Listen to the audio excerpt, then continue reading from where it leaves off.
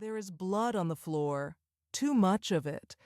It's already crept past the edge of the examination mat, dark and glossy, pooling where the tiles dip inward, like the building itself is tired of holding things together. My hands are shaking, not badly, not enough to stop them, just enough that I notice. Her breathing is wrong, too shallow, too fast, like her body already knows it's losing an argument. When I open her coat, I understand immediately. The bullet wasn't supposed to miss her heart. I knew that the moment I opened her coat, it tore through fabric, muscle, bone, close enough that luck feels insulting. Whoever fired it wasn't sloppy. They were precise. This wasn't meant to scare her. It was meant to end her. Sirens echo somewhere far away, bouncing off concrete and glass, but they don't get closer. They slow, they turn, they disappear. That's when I realize something is wrong. Not with her, with the night. I don't say anything. I don't reach for my phone. I don't look at the door. The choice is already happening, quietly, without witnesses, without words. If I call this in, she will die. If I don't, I might. My clinic isn't supposed to handle this. It barely handles anything. The lights flicker when the refrigerator kicks on. The sink leaks if you turn the handle too far to the left. Half the equipment was donated. The other half was salvaged from places that shut down quietly, like they didn't want to be remembered. People don't come here because it's good. They come because it's all they have. I tell myself that as I cut away her coat. Tell myself that as I apply pressure. Tell myself that as I choose a suture over a call I should be making. Her face is calm in a way that feels wrong, not peaceful, controlled. Even unconscious, there's something deliberate about her. Like her body expects to survive because it always has. The wound tells a story I don't want to hear. This isn't random violence, not a mugging, not a stray bullet. The entry point is clean. The angle is intentional. Someone planned this, and whoever planned it expected her to die quietly, somewhere far from help. I clean the wound. She doesn't flinch. That should make this easier. It doesn't. I've treated people who screamed through broken bones, who begged through fevers, who apologized for bleeding on my floor. She does none of that. Her pulse is strong when I find it, steady in a way that makes my stomach tighten, like she's used to pain. Like pain is something that visits her, not the other way around. I work carefully, not fast. Rushed hands make mistakes, and mistakes don't get forgiven at this hour. As I stitch, my fingers brush her skin, warm, alive, stubbornly refusing to give in. Then, her hand moves. It's sudden, strong. Her fingers close around my wrist, not tight enough to hurt, but firm enough to stop me cold. My breath catches before I can help it. Her eyes don't open. This isn't fear. It's instinct.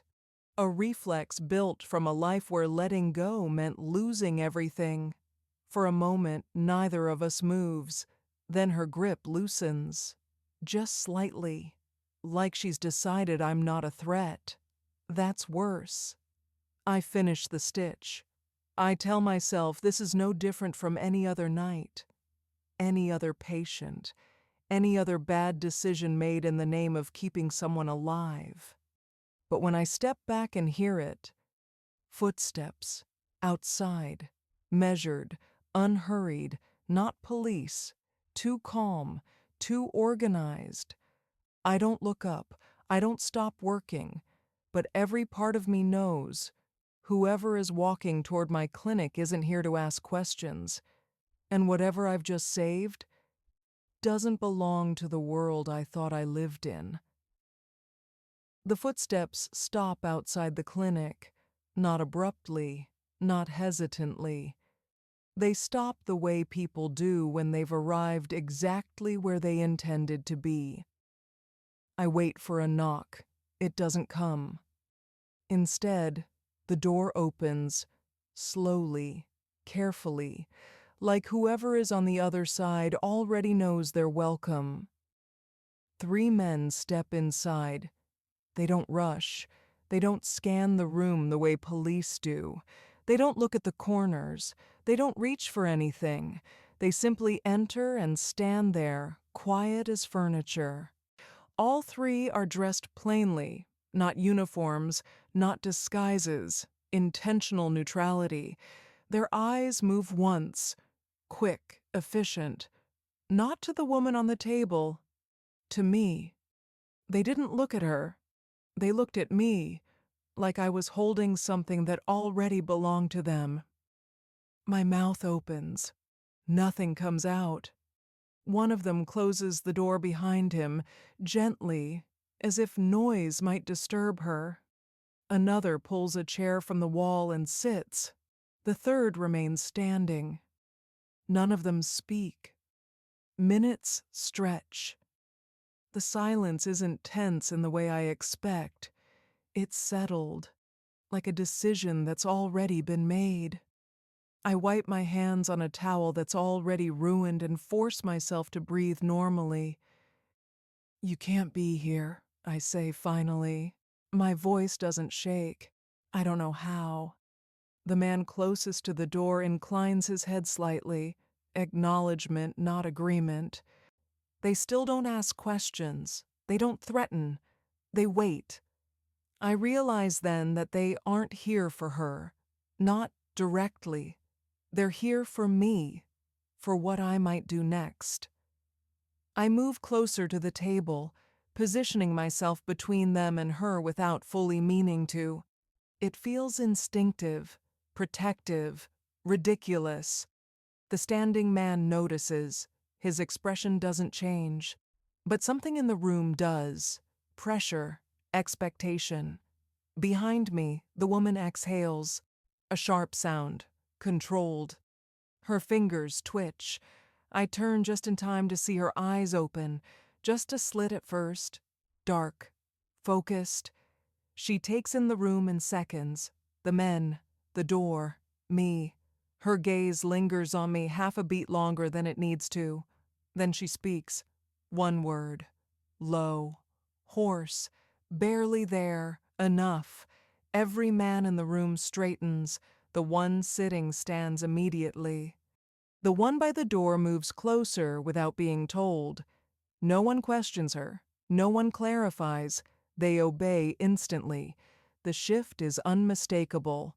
It's not protection. It's command. She closes her eyes again like the effort cost her something. One of the men steps forward, finally addressing me. "Thank you," he says, not warmly, not coldly, factually. Another places something on the counter, an envelope, thick, heavy enough that the surface dips beneath it. I don't touch it. My attention is still on her. On the way, her breathing has steadied, on the faint crease between her brows that didn't soften when she slept. "Can she be moved?" the man asks. It's the first question anyone has asked. "Not tonight," I say. A pause. Not resistance. Calculation. The woman's eyes open again. She doesn't look at them. She looks at me. Just long enough. And then she speaks again. 2 words this time. Quiet, final. The men nod. One of them steps outside. Another positions himself by the door. The third stays where he is, guarding. I swallow. "What is this?" I ask before I can stop myself. The man by the counter glances at the woman, then back to me. "She'll remain here," he says, "as long as she wants." I look down at her. She hasn't opened her eyes again, but I can feel her awareness like a second pulse in the room. When the men speak again, it's to each other, soft, efficient, and then, "Ma'am." The word lands wrong, too respectful, too loaded. My stomach tightens as understanding settles in, slow and heavy, not because of who she is, but because of what I've done. I saved her life. And now I'm standing in the space between her and the people who would burn a city down if she asked them to, and none of them are asking if I want to be here. Morning comes without permission, not gently, not beautifully. It arrives like it always does in this part of the city, gray, impatient, already tired of you. The men are still there, outside, one by the door, one across the street, another leaning against a car that doesn't belong to anyone official. They haven't moved all night. They don't smoke. They don't talk. They don't look bored. They look assigned. No threats were made, no explanations offered. That's almost worse. When I unlock the supply cabinet, I realize something else has changed.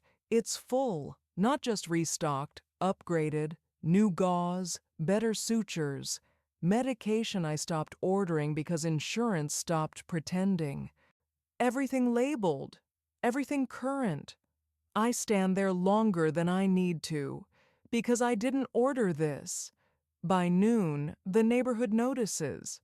The man who used to shout about invoices doesn't raise his voice anymore. The woman who always forgot to pay does it early and leaves extra. A group that liked to linger too close to the entrance finds somewhere else to stand. No one explains why. No one needs to. In the back room, she sleeps, peacefully this time. Her color has returned. Not fully, but enough that it scares me less to look at her. I check her vitals more often than necessary. I tell myself it's clinical. It isn't. When she wakes, it's quiet. No drama. Just her eyes opening slowly, like she's checking if the world is still where she left it. "You're staring," she says. Her voice is steadier now, lower. I realize I am. You're awake," I reply. A corner of her mouth lifts, not a smile, an acknowledgement. Usually how that works. I exhale despite myself. "You should rest." I am. Her gaze drifts, not to the door, not to the men outside, but to me. It stays there, too long to be accidental. I clear my throat and turn back to the chart. "You didn't have to do all this," I say, gesturing vaguely to the room, the supplies, the silence outside. "I didn't," she replies. I pause. Then, "Someone did." "Yes." No denial, no clarification. I wait for more. It doesn't come. "You're not curious?" she asks. I am. "But you're not asking." I finally look at her. Her expression is calm, curious, almost amused. "Because I don't think I get to choose what answers I receive," I say, "and I don't like owing questions I can't afford." Something shifts then, not in the room. In her respect, maybe, or interest. "Smart," she says softly. That word, coming from her, lands heavier than it should. Later, I bring her food from the cafe down the street. I didn't think she'd touch it. She does. Carefully. When she's done, I go to clear the tray, but she stops me. Not abruptly. Just enough pressure on my wrist to make me pause. "Sit," she says. It isn't a command. It's an invitation wearing the clothes of one. I sit. She studies me like she's memorizing something she won't be allowed to keep. "You could leave," she says casually. The words feel anything but. "I could," I agree. "You should." I wait for the reason. It doesn't come. "Why haven't you?" she asks instead. I open my mouth. Close it, because the truth sounds dangerous even in my head. Because I don't abandon patience, I say finally. She hums, unconvinced. That's not all of it. No, I admit. She smiles then, really smiles, brief, sharp, gone almost immediately. You're right, she says. It isn't. That night, I realize something else. The men aren't watching her. They're watching the street, watching corners, watching shadows, watching for things that might come for me. I should feel trapped. Instead, I feel chosen. And that's the most dangerous part, because when I lie awake in the small on-call room, listening to footsteps that never enter, one thought repeats, steady and unwelcome. I saved her life. Now armed men won't let me leave. The clinic is loud at night in ways people don't expect. Not with voices, with hums, with clicks, with the low, uneven breathing of a building that was never meant to stay standing this long. The generator kicks on just after midnight, the lights dim, and then steady. I don't look up anymore when it happens. I've learned which sounds mean danger and which ones mean survival. She's awake when it happens. I notice because her eyes shift toward the ceiling at the exact moment the hum settles in. You don't flinch, she says. I grew up with worse, I reply. It's meant to be a deflection. She hears it anyway. You didn't always plan to be here, she says. It's not a question. No, I admit. I planned to leave. And you didn't. I shake my head. There's a pause, the kind that invites truth but doesn't demand it. This place, I say finally, was supposed to be temporary. A year, maybe 2. Just long enough to help get it off the ground. What changed? I think of the first patient who came in with nothing but a bus ticket and an infection she couldn't pronounce. Of the mother who cried when I told her she didn't owe me anything. People stayed, I say. So I did too. She absorbs that quietly, like it confirms something she's already suspected. Rules matter here, I add, because when they don't, someone always pays who can't afford it. Her gaze sharpens, not defensively, but thoughtfully. In my world, she says, rules are tools. You use them until they break, then you replace them. And people? A beat. They break too. The answer is immediate. Too immediate. I don't ask who taught her that. I can guess. The nurse appears just before dawn. She always does. She pauses when she sees the men outside, doesn't comment, just raises an eyebrow at me in a way that says we will discuss this later. Inside, she moves efficiently, checking supplies that don't need checking, noticing everything without asking. Her eyes flick to the woman on the bed, then to me, then back again. Something like understanding passes over her face. The shop owner next door stops me later with a bag of oranges I didn't ask for. Careful, she says, not unkindly. About what? She shrugs. Some storms don't look like storms until you're already wet. I don't ask which storm she means. By evening, I notice the guard, the quiet one. He never meets my eyes directly. He brings coffee without being asked.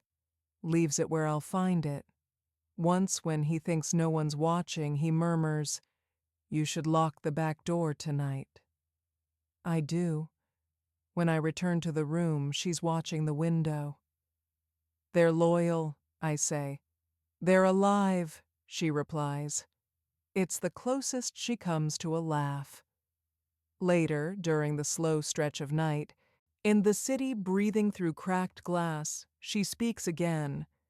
"You're wondering why I stayed." "Yes. Not because I couldn't leave," she says, "because I didn't want to." The words hang between us, carefully placed, dangerous.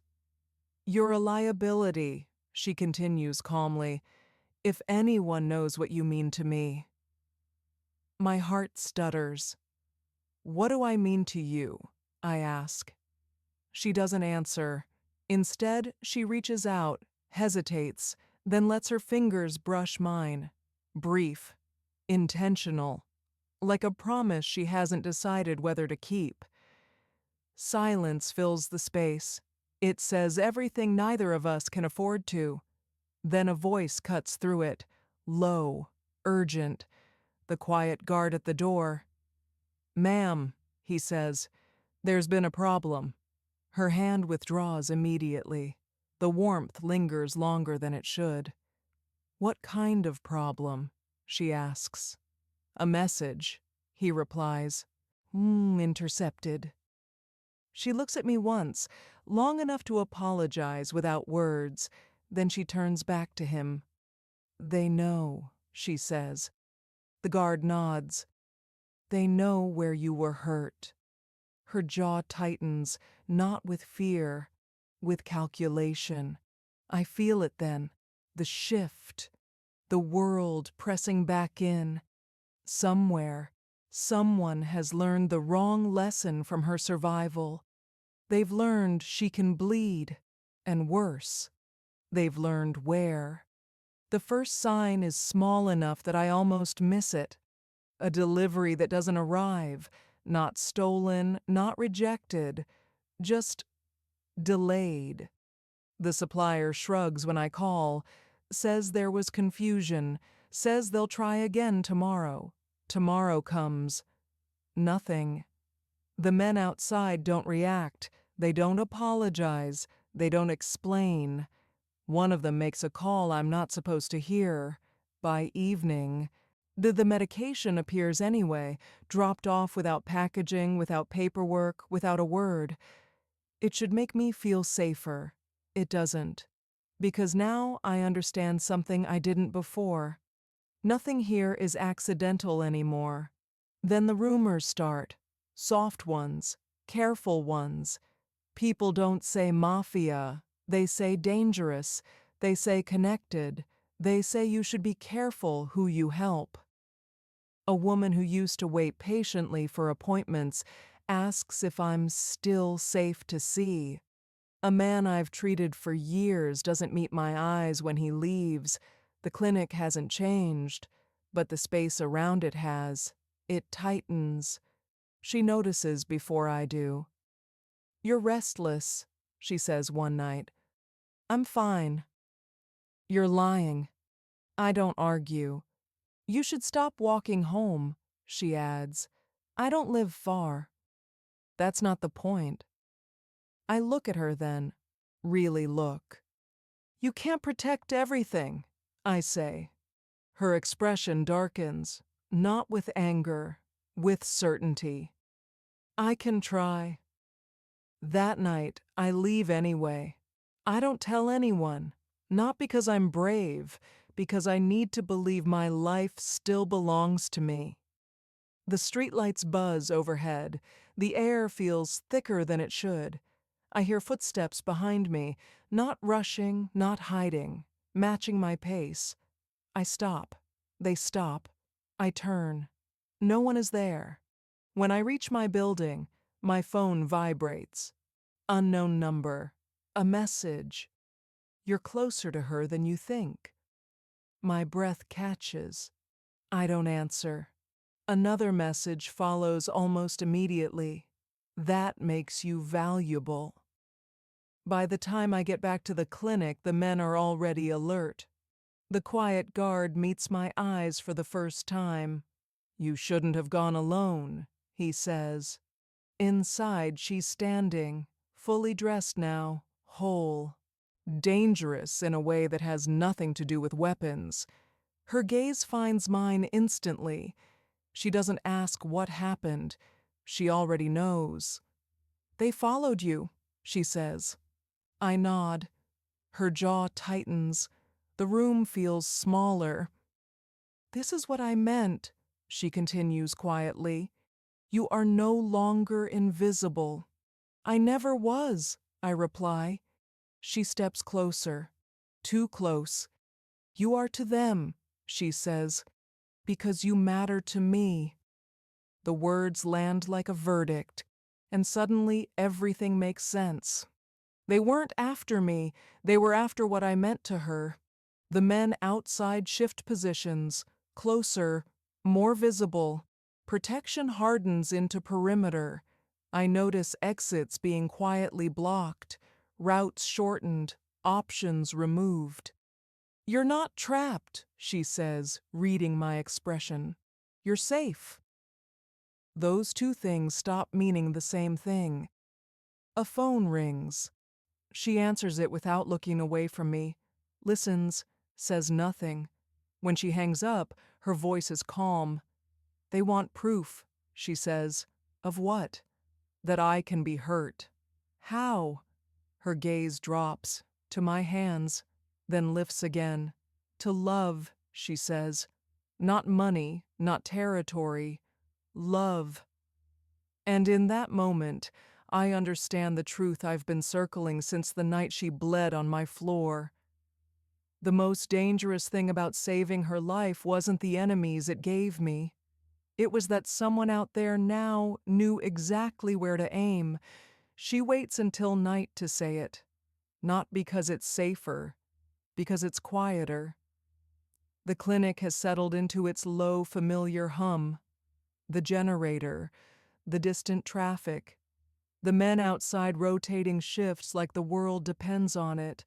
She stands by the window when she speaks.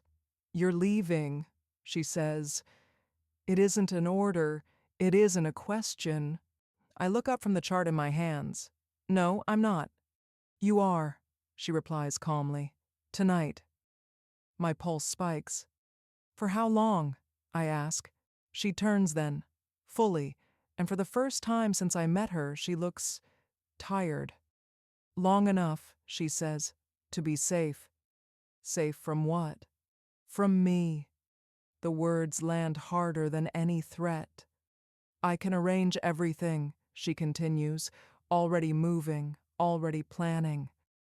Transportation, housing, work, somewhere far enough that you won't feel this.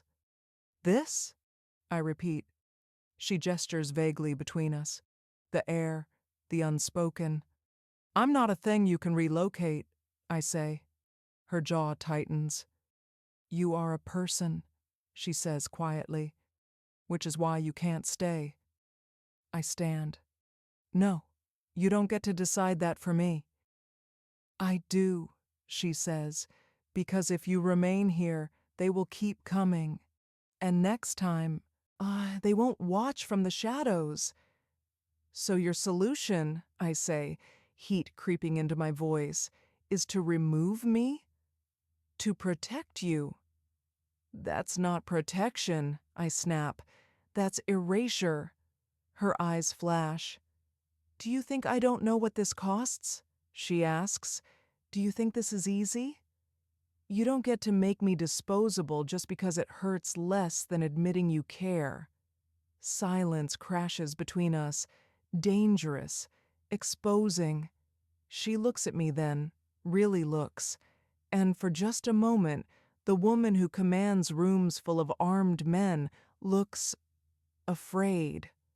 I don't get to care, she says softly, not without consequences. I didn't ask you to, I reply. You did that on your own. Her breath catches, just once. She turns away. You stay, she says, voice steadying, and you die, or someone dies because of you. And if I leave? Her shoulders tense.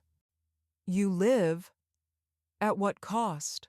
She doesn't answer, because we both know. I step closer, lower my voice. You think sending me away will stop them? I ask. You think they'll believe you let go? They will, she says. Because I'll make them. And if they don't, her mouth curves into something sharp, then they'll learn. I should feel reassured. I don't. I won't go, I say. Her control finally fractures. You don't understand, she snaps. This isn't a romance. This isn't. Then stop looking at me like it is, I interrupt. The words hang there, undeniable, unforgivable. She steps back as if struck. I never touched you, she says. You didn't have to. Silence swells again, this time heavier. I stayed because I believed I could help, I say.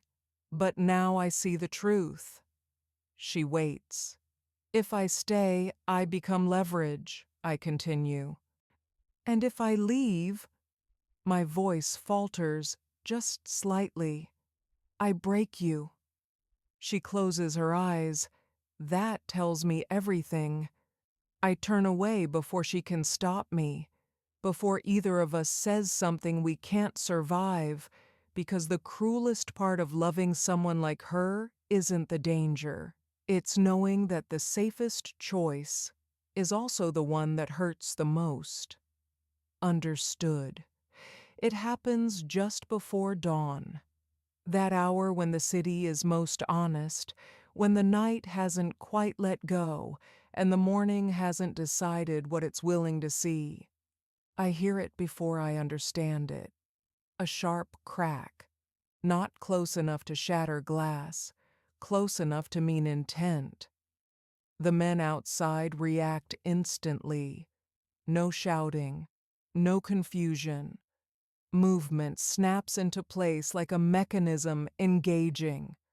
I'm on my feet before I realize it. Stay inside, someone says. I don't listen. But the street is chaos contained, cars angled wrong, people pressed flat against walls, sound swallowed by discipline, then the second shot, closer. The woman appears beside me like she was always meant to be there, calm, focused, terrifyingly awake. Get down, she says. I don't argue. I see her then, not as a patient, not as a presence, but as force. She issues commands without raising her voice, names, positions, orders that don't hesitate. Someone moves too slowly. She corrects them without looking. A scream cuts through the air, short, abrupt, silenced almost immediately. I flinch. She doesn't. This is not a woman discovering violence. This is someone who has shaped her life around it. A car lurches forward, stops, men spill out. There is no warning, no negotiation. What follows is precise, contained, final. I watch her watch it all, calculating angles, consequences, futures, and I understand something that makes my chest ache. This isn't power she enjoys. It's power she carries because putting it down would mean dying. Fear and love collide in my chest until I can't tell them apart. I love her. I know it with the same clarity I knew she would survive the bullet. And I am afraid of her in ways that have nothing to do with her hurting me. Because she will hurt everyone else without blinking if it keeps me breathing. The gunfire stops as suddenly as it began. Bodies are removed. Glass is swept. The street returns to something like normal. She turns to me. Her hands are steady, her expression unreadable. Are you hurt? She asks. No. She nods. Then she exhales, just once. The men disperse, leaving space. She steps closer, lowering her voice. They wanted a spectacle, she says, to remind me that love makes people careless. They failed, I say. Her eyes meet mine. They haven't finished. A phone is handed to her. She listens, says nothing, hands it back. Then she looks at me again. This time there is no mask, only resolve. They've made their final offer, she says. I already know what it is. Give me up, I say quietly, or watch everything burn, she finishes. Silence stretches, heavy, unavoidable. The world has narrowed to this choice. Her power, my life, our love, and the terrible truth settles in, clear as blood on tile. Saving her once was an accident, loving her was not, and now the city wants to see which one of us will bleed for it. I don't answer right away, not because I don't know what to say, because saying it will change everything. The clinic smells like antiseptic and smoke, like survival pretending to be normal. Outside, the men wait, alert, silent, already anticipating violence that hasn't arrived yet. She's watching me, not the way she watches threats, the way she watches outcomes. If you go, she says quietly, they'll follow you. They'll keep you alive just long enough to make sure I know they can. And if I stay, I reply, they'll never stop trying. Yes, no lies, no comfort, just truth laid bare between us. I look around the clinic, the cracked tiles, the donated equipment, the corner where someone once slept because they had nowhere else to go. This place exists because people fall through cracks, I say. If I leave, that doesn't change. It just moves the damage somewhere else. Her jaw tightens. This place becomes a battlefield, she says, if you stay. It already is, I answer. It just didn't choose to be.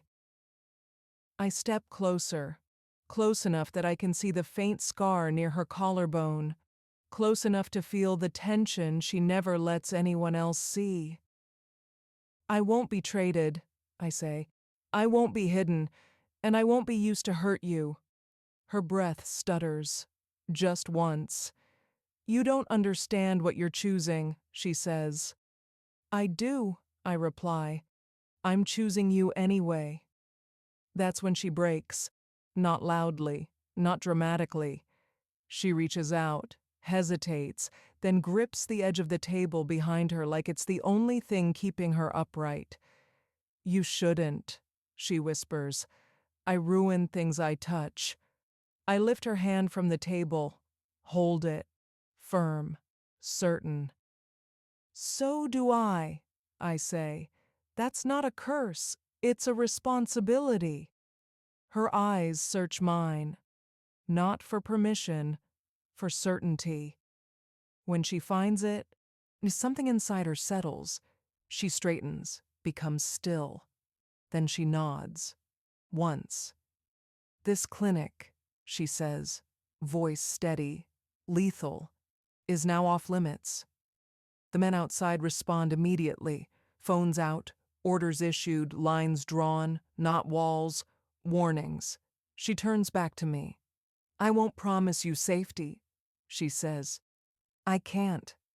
I don't want safe, I reply. I want honest. She studies me like she's memorizing a language she never planned to speak. Then she steps closer. This time, there is no hesitation. Her hand cups my face, not gently but carefully, like something precious that could still be lost. The kiss isn't soft, it isn't sweet. It's fierce, brief, grounding. A claim and a confession wrapped into one moment that doesn't ask permission. When she pulls back, her forehead rests against mine. She didn't promise me a future, I realize. She promised I wouldn't face the dark alone. And somehow that feels like more, because love with her isn't an escape.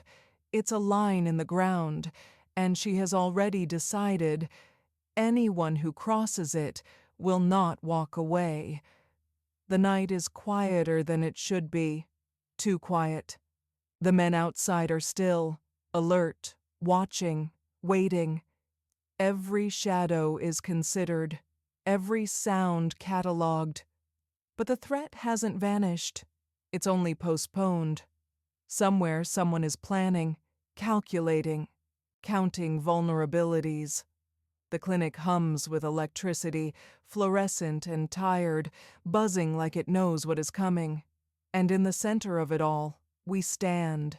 She in her armor of control and calm, I in mine of stubbornness and care. Our hands brush, eyes meet, words unspoken, but everything said. The city hasn't forgotten her. It hasn't forgotten me. And the war isn't over. It's only begun.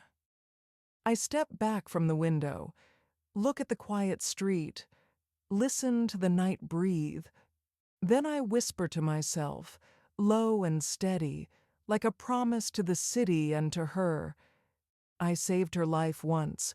Now the city wants to see how many times she'll save mine. A single engine hums in the alley behind the clinic. Not a delivery truck, not a neighbor, just a shadow moving, precise, controlled. I freeze mid-step, hands still tingling from the night before. The memory of her kiss, sharp and grounding, pulses in my chest. Then a flash of light, a gun's reflection. I duck instinctively, and she's there, not alarmed, not panicked, calm, lethal, terrifyingly precise. Her eyes meet mine. No words, no explanation, just a single glance. Stay close, or die trying to understand. The clinic hums again. Fluorescent lights, a generator buzzing, the quiet footfalls of armed men outside, constant. The city continues around us, oblivious, but every delivery, every patient, every casual inquiry carries tension, because we know someone is watching. Always. She's near me more than yesterday, not overtly protective, not touching unnecessarily, just arranging, noticing, correcting things I never thought mattered. She moves a chair just slightly, so I won't bump it when checking vitals. Supplies arrive pre-sorted. She ensures it's untraceable, precise. She asks small questions about my life, almost teasing. Not invasive, not vulnerable, just curious. Our interactions are quiet, subtle. The men outside respond immediately to her gestures. Not because she demands, because she exists, and they obey. Lingering looks across tables, shared silences while we work. The occasional brush of hands that lingers slightly longer than necessary. Every little action reminds me, she is dangerous, she is alive, and she has chosen me, not openly, but unmistakably. A car stops abruptly outside. 3 men step out, unknown, unannounced. I tense. She watches, calm. I realize she already knows who they are. They walk inside, not threatening, not questioning, simply assessing. Her gaze meets mine for a heartbeat, silent reassurance, warning. I notice the tension in her hands, the way she shifts her weight to block my view, a whisper of control, careful, intentional. The men leave an envelope, nothing else, no words. She takes it. She doesn't open it immediately. She doesn't need to. Her eyes meet mine. They're testing me, testing us. She smirks, just slightly, catching me off guard. I realize the weight of her power doesn't diminish her humanity. It sharpens it. The touch of her hand on the folder is the first claiming gesture since last night's kiss. The envelope contains nothing obvious. A map, a warning. Someone knows where she is vulnerable, where I am most exposed. She explains nothing. Her calm suffocates panic. Her eyes, dark, study me instead. Do you understand what you chose?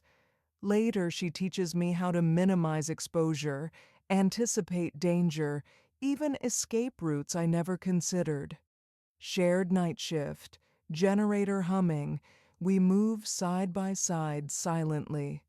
She offers small, subtle touches. A hand steadying mine while checking a supply, a shoulder brush when moving patients, every gesture dangerous, intimate, unsanctioned. I realize that the deeper I become part of her world, the more dangerous it is for both of us. And yet, leaving is no longer a choice I want to make. A phone buzzes, unknown number, message. We know where she sleeps. We know who you are. Step away or everything ends. She reads it, calm, methodical, folds the phone, leans close to me just enough. This is no longer your choice or mine.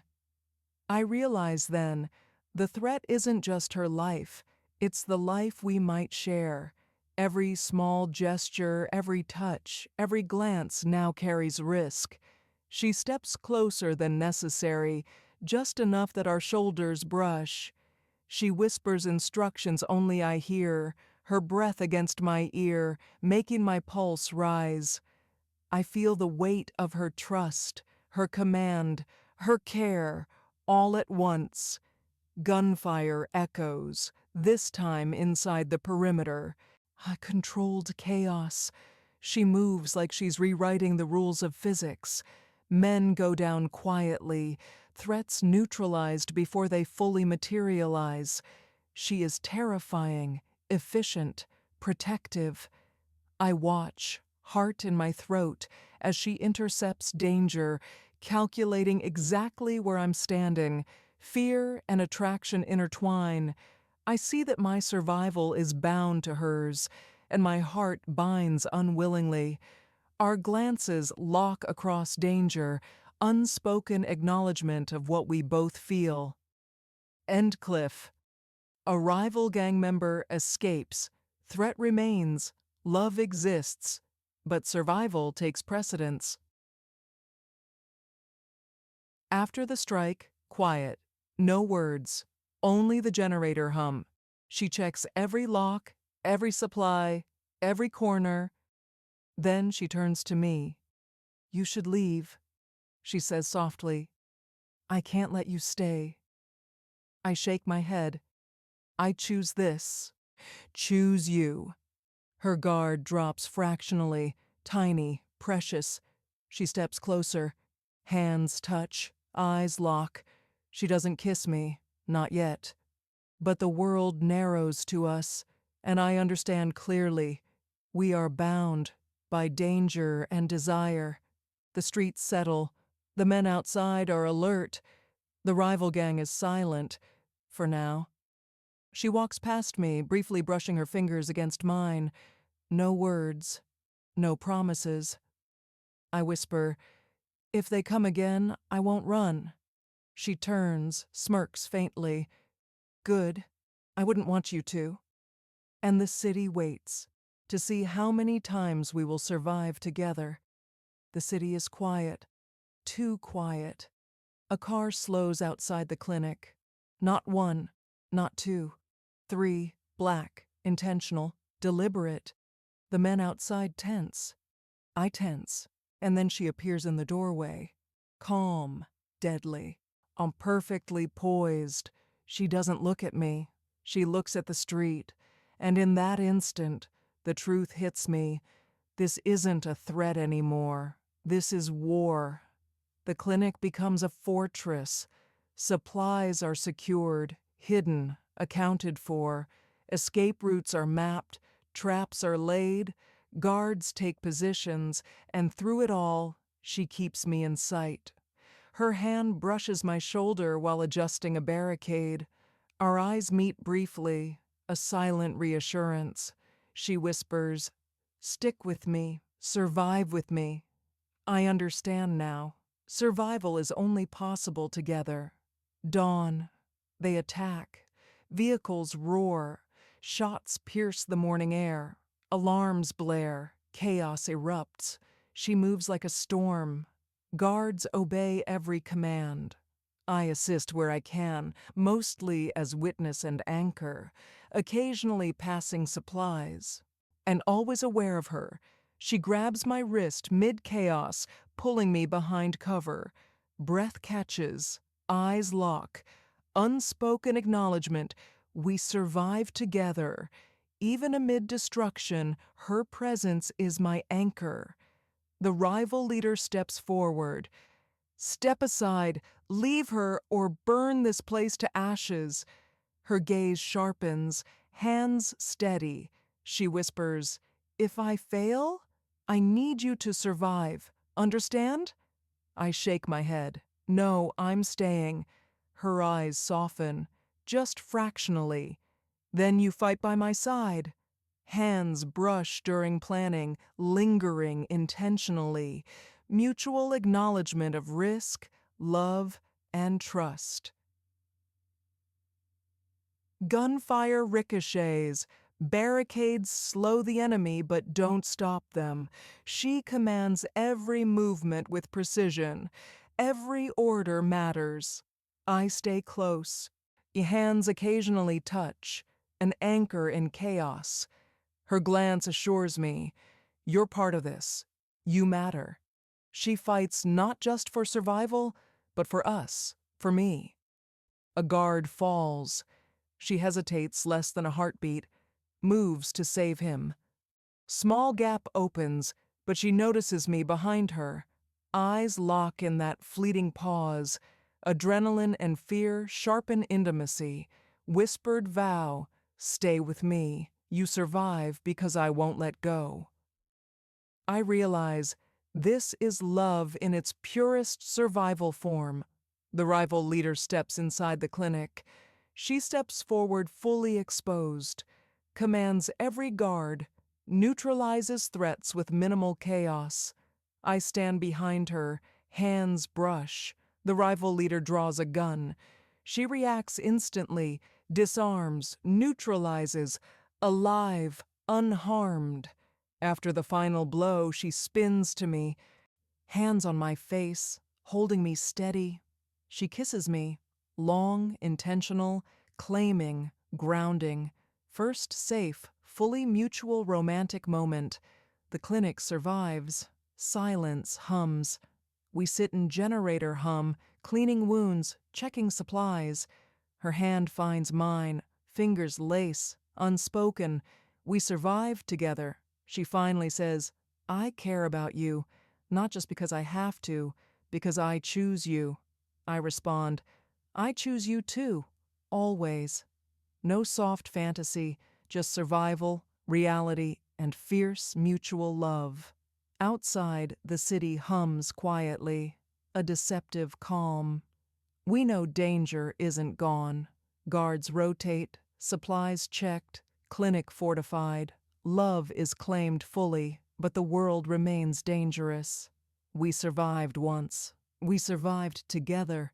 And if the city comes for us again, we survive again. Together.